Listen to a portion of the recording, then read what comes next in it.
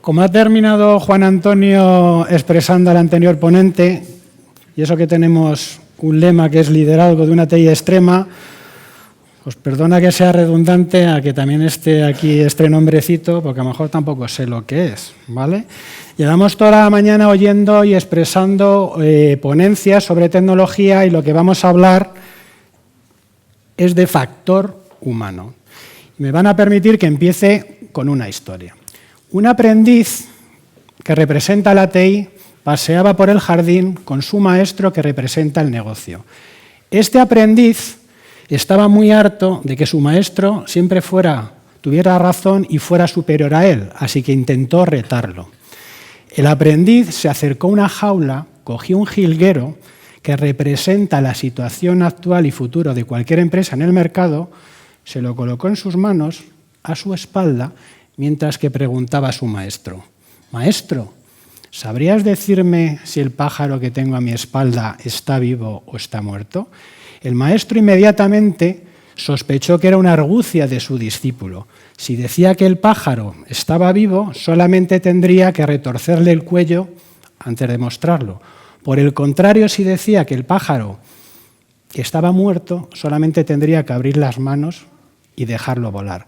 Por lo que el maestro, el negocio, tras una breve reflexión, se acercó a su discípulo, la TI, y le dijo: «Joven, la solución está en vuestras manos». ¿La solución está en mis manos? ¿Está en vuestras manos? ¿Qué tendrá que ver todo esto el factor humano? ¿Es posible que la solución a todos nuestros problemas esté en nuestras manos? ¿Es posible que la solución a la situación actual y futura de cualquier empresa en el mercado y la de sus miembros esté siempre en sus manos? ¿Es posible que nuestra TI sea excepcionalmente joven aún y le quede mucho por aprender de negocio? Buenas tardes, soy Luis Ignacio Martín, persona afín al conocimiento y al aprendizaje del ITSMF España, y hoy vengo a plantearles una pregunta que me comentó Luis Morán y que da nombre a esta ponencia, y es la de cómo cambiar tus malos hábitos para integrarte a una TI extrema.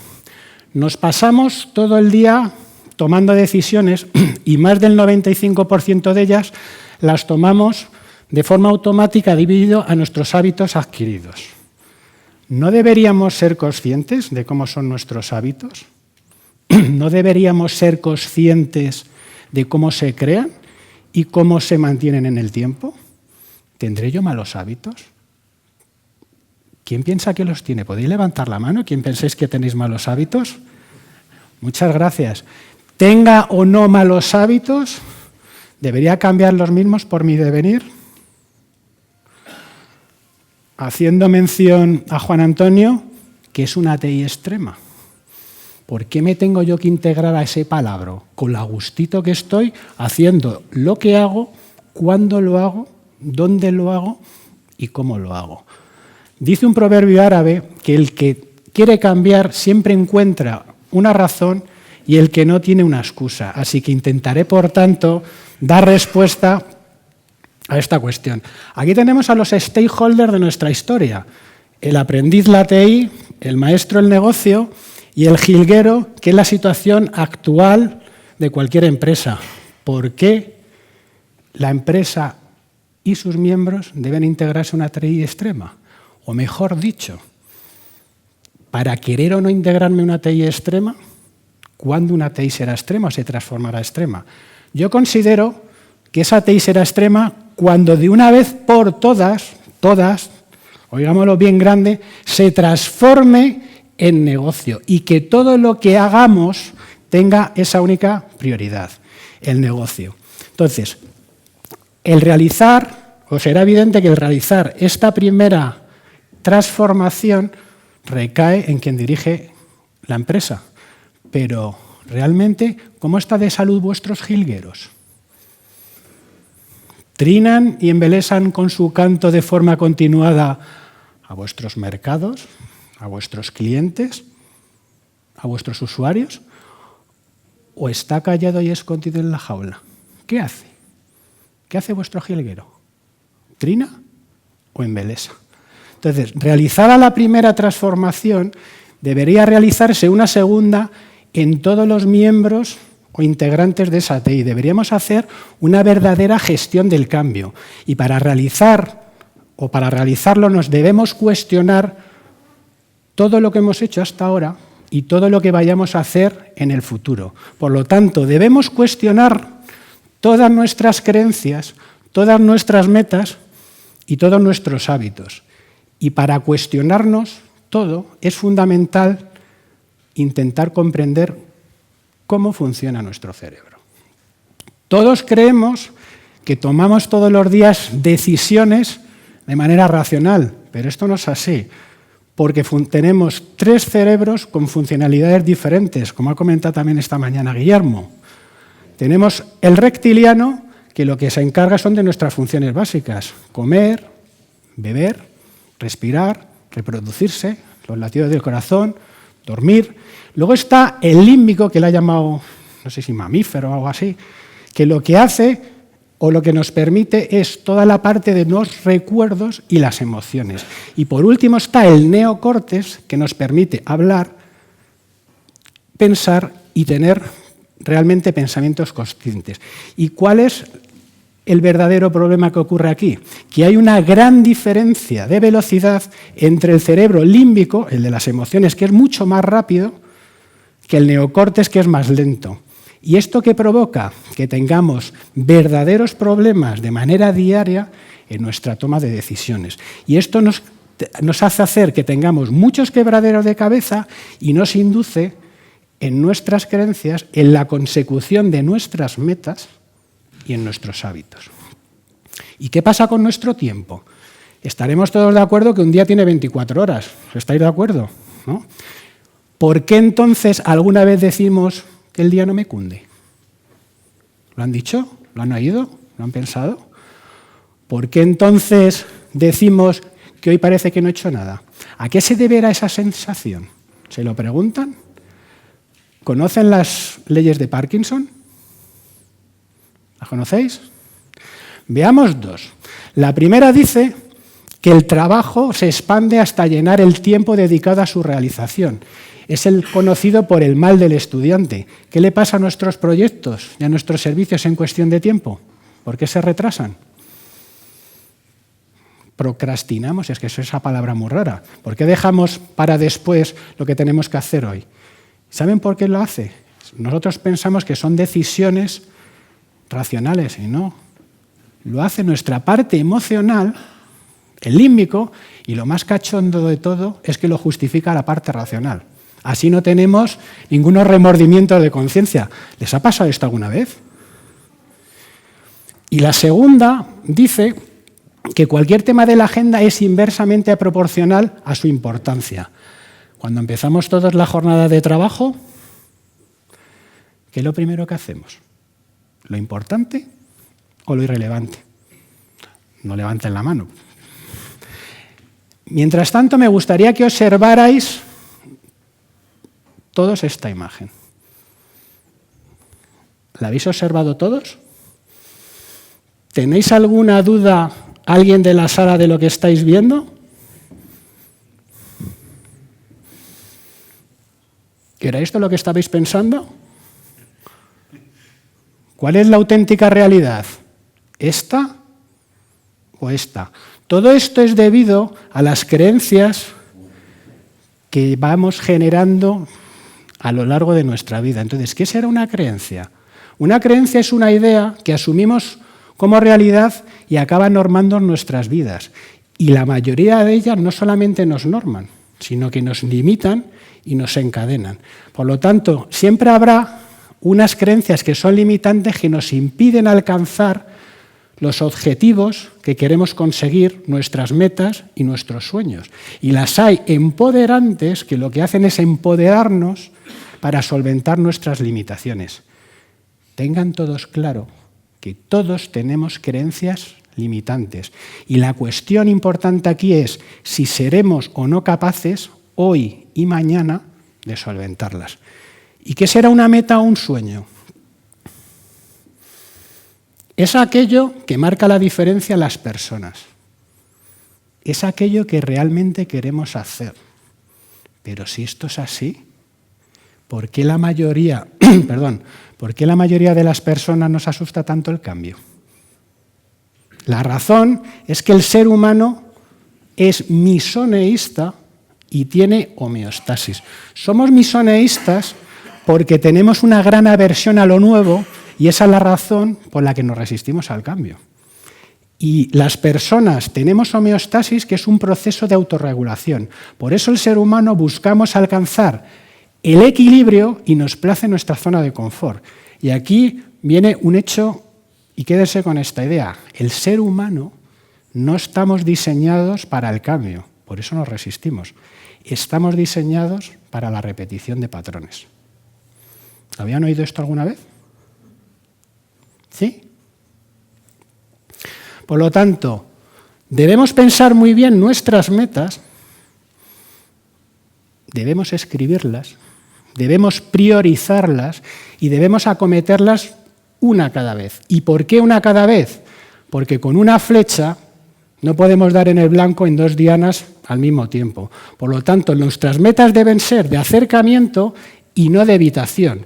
No es lo mismo decir que queremos estar delgados a no estar con sobrepeso. ¿Ven la diferencia? Deben ser retadoras que lo que tienen que hacer es que nos saquen de nuestra zona de confort y nos obliguen a evolucionar. Por lo tanto, ni deben ser fáciles ni inalcanzables. Y por último, deben ser concretas y deben tener un plan con un inicio y un fin establecido. ¿Y qué serán los hábitos? Es un modo especial de conducta adquirido por repetición y originado por tendencias instintivas. La energía que tenemos cada día es finita y por eso el cerebro, para ahorrar la misma, se rige por patrones, los programa para que funcionemos sin esfuerzo en modo automático. ¿Han pensado alguna vez, desde que se despiertan, cuál es la primera decisión que realizan de manera consciente? ¿Alguno lo ha pensado o lo ha escrito? Les paso el reto para que lo hagan. Y empiecen a escribir todas las actividades, ¿no? Y ya verán hasta qué número llegan cuando piensen cuál es la primera que realmente es racional. Porque nuestro cerebro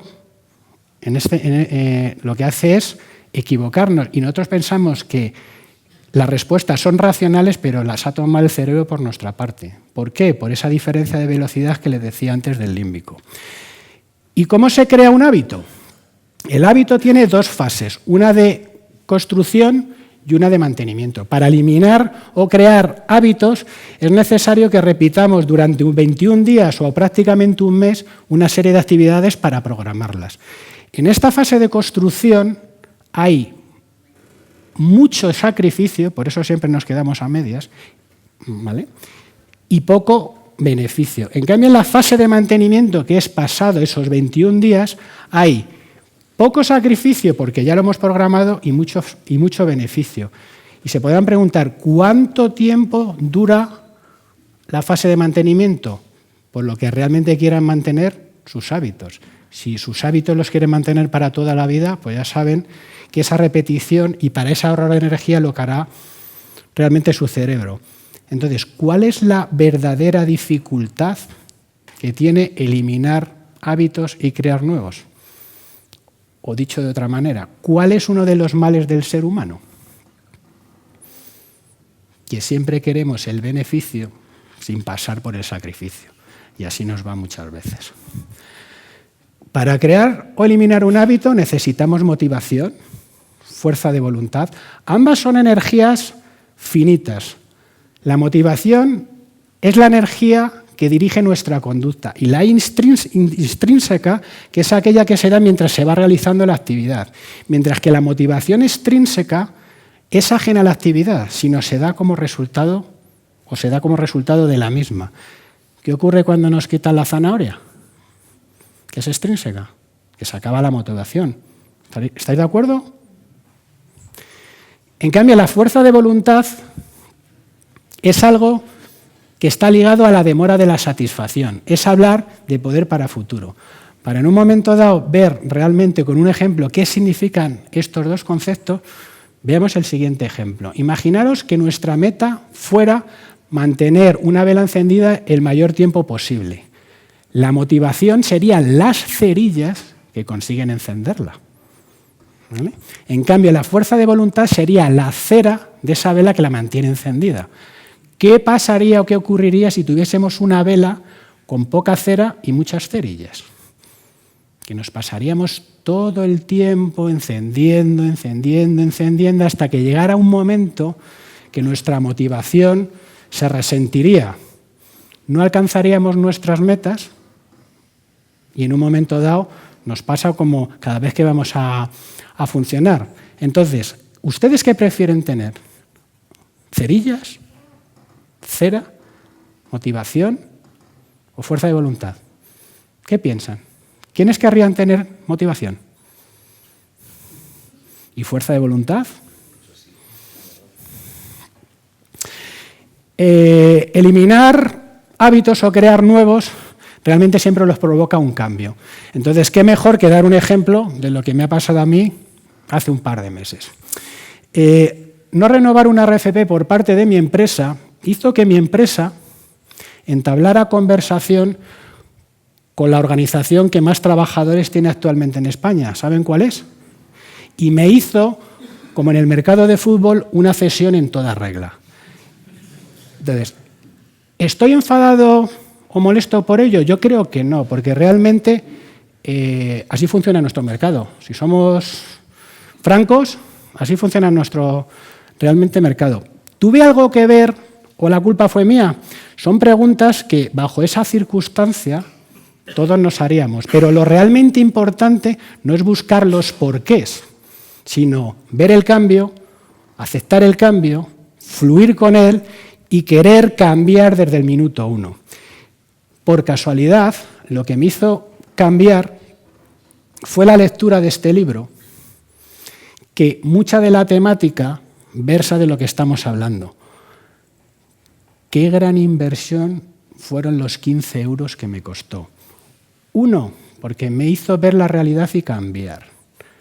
2, porque me ha hecho eliminar hábitos nocivos que tenía y crear hábitos nuevos. Y el más importante es por su altruismo, ya que los beneficios íntegros de este libro van a parar a 2 fundaciones que ayudan a niños con enfermedades de parálisis cerebral. Pero recuerden, un libro no hace milagros, solamente nos predispone a cambiar. Y como este, habrá cientos. Y mientras le estoy comentando me viene a la cabeza, ¿se acuerdan qué propósitos os hicisteis a primeros de año, recién os comisteis las uvas? ¿Podéis pensar 5 segundos en ellos?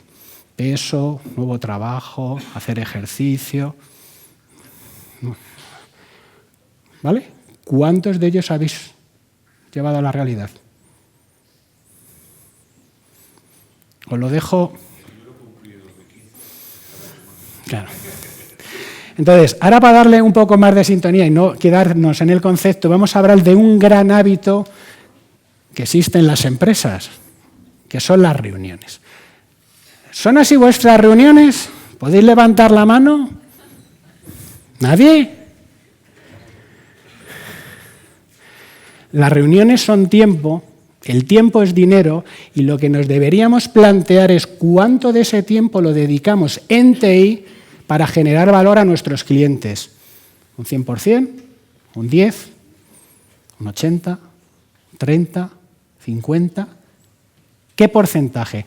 No estoy diciendo que tengamos que erradicar las reuniones, pero sí cambiar su objetivo. ¿O vuestras reuniones son de esta manera? ¿Qué pasa? ¿Que tenéis miedo a levantar la mano o es que tenéis al lado a vuestro jefe y os está condicionando? Por si acaso, no os pondré ningún aprieto y veamos la siguiente. Es decir, ¿son así las decisiones por consenso que se toman en vuestra empresa? Si son así, por favor, compraros muñequeras, lo primero. Lo segundo, si esto es así, ¿es porque siempre se ha hecho así? ¿O esto es así porque yo digo que tiene que ser así? Por lo tanto, recuerden siempre las creencias y los hábitos porque siempre nos limitan o nos pueden impedir ver la auténtica realidad, como pasaba con la foto anteriores. ¿Y en sus empresas les dejan ser creativos? ¿Les permiten ser innovadores? ¿Les permiten cometer errores? ¿O le pasa como a la persona triste de la figura que por tener una equivocación debe pasar por un tribunal de cuentas o por la Santa Inquisición? Por lo tanto, debemos de dejar de dar vueltas infinitas, si alguno lo hace, funcionando únicamente con motivaciones extrínsecas. Piensen en su autorrealización, en sus metas, en sus objetivos, en sus sueños, en sus propósitos, en sus buenos hábitos para dar sentido a su vida personal y profesional, poniendo en valor las actividades que ustedes realizan porque quieran hacerlas. Así que, a la pregunta de cabecera de cómo cambiar tus malos hábitos para integrarte en una TI extrema, por lo que llevamos visto en esta ponencia, yo la cambiaría por esta otra. Y es la de cómo cambiar mis hábitos para ser negocio. Y para ambas, honestamente, considero que hay una única respuesta. Recuerden para siempre esta imagen cuando tengan un problema, porque como diría nuestro maestro de la historia, la solución siempre estará en vuestras manos. Muchas gracias.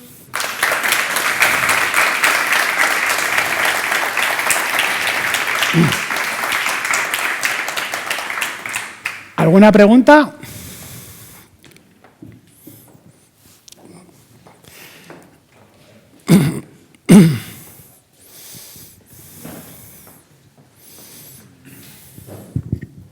Si mal no recuerdo, Luis, has dicho que el ser humano está orientado o más capacitado... No está diseñado para...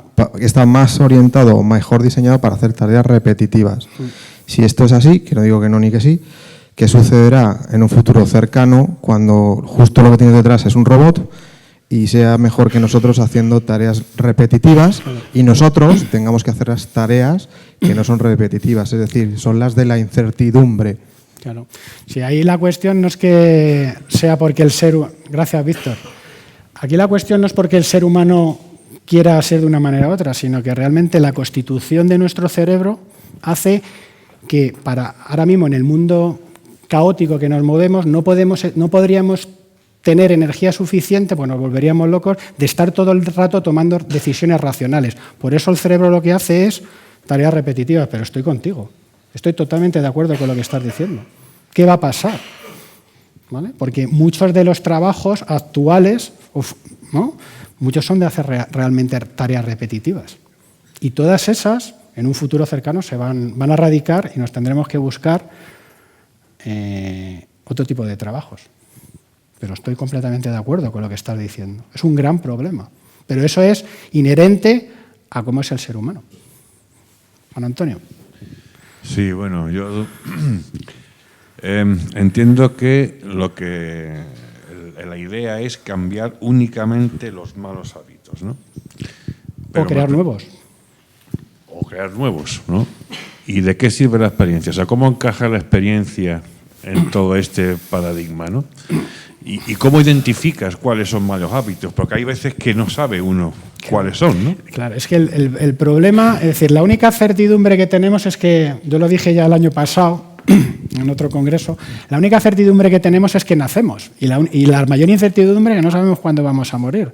Entonces, desde que nacemos, por aprendizaje y por experimentar, vamos aprendiendo y adquiriendo conocimiento. Y el problema es que, como sea la familia, el entorno en el que te muevas, la educación que hayas tenido, etcétera, vas formalizando en tu cabeza una serie de creencias. Entonces, llega un momento, ¿no?, que lo que tú piensas que es correcto no tiene por qué ser. Esto es lo que quiero en un momento dar, ese sentido de en un momento dado que penséis. Nosotros muchas veces creemos, por eso os he hecho la pregunta de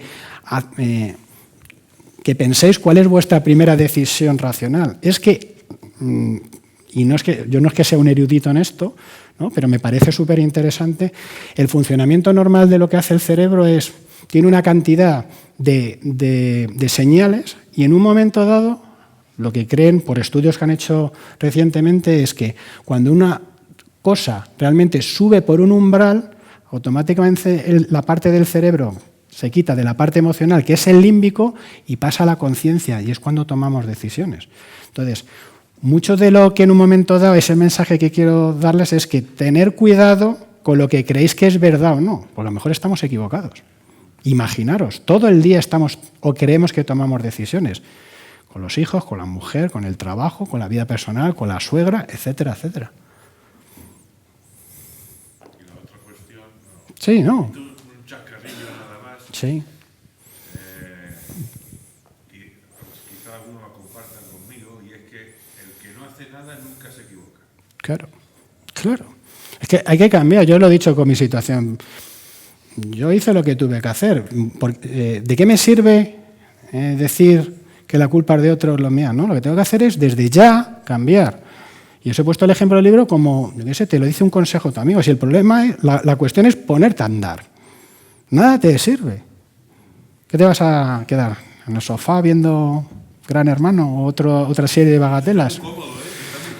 Ya, pero en un momento dado, a lo poco, esa motivación que estás por los suelos. Y ahí empiezan los problemas.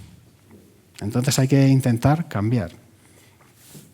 ¿No crees que la experiencia lo que más aporta es criterio?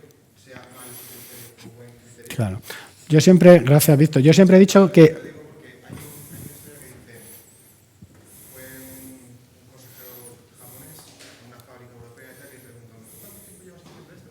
Dijo 20 años, tú tienes un año de experiencia repetida. 20 años, sí.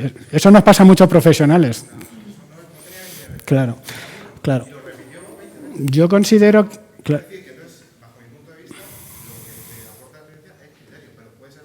Claro, exactamente. Yo considero que el aprendizaje, ya lo comenté alguna otra vez, los que me conocéis y me veis, que tiene 3 puntos. Para aprender hay que tener motivación, tiempo y práctica. Entonces, no puedes conocer nada sin que practiques y que, con perdón, te estampes con la cabeza, y eso se hace a través de la experiencia. Todos los que me conocéis sabéis que las empresas no tienen conocimiento. El conocimiento lo tenemos las personas. Entonces, desde esta mañana, y me han encantado muchísimas de las ponencias que he asistido, es más de lo mismo, pero por muchos roboces que vengan en el futuro, las personas somos los que seguimos manejando. Ni norma, ni proceso, ni IT, ni bimodal, ni IT for IT, lo que queráis. Las personas somos los que somos capaces de ir hacia adelante con una empresa, con los sueños y tal. Lo que pasa es que nos creemos diminutos y pensamos individualmente que no podemos hacer nada. Pero eso es mentira. Si tú pones tu granito de arena, yo pongo el mío, y cada uno ponemos, ¿cómo se forma un océano? Una gota no hace nada. Pero ¿qué pasa cuando millones de gotas se juntan para montar un objetivo superior, que es un ecosistema? ¿Qué ocurre? Creo que podemos responder a esa pregunta en la sesión de networking. Vale. Cuanto más seamos en la sesión de networking, más interesante será. Pues nada, muchísimas gracias por su atención, y la verdad que ha sido un placer intentar compartir este tipo de ideas, no sé si disruptivas, retóricas, que la verdad que me bombardean en la cabeza, y vamos, si en algún momento dado estén a favor, en algunos casos o en contra, por cada uno que tenemos nuestra forma de ver, nuestra experiencia y nuestras vivencias, lo bueno es compartirlas. ¿Vale? Pues muchísimas gracias.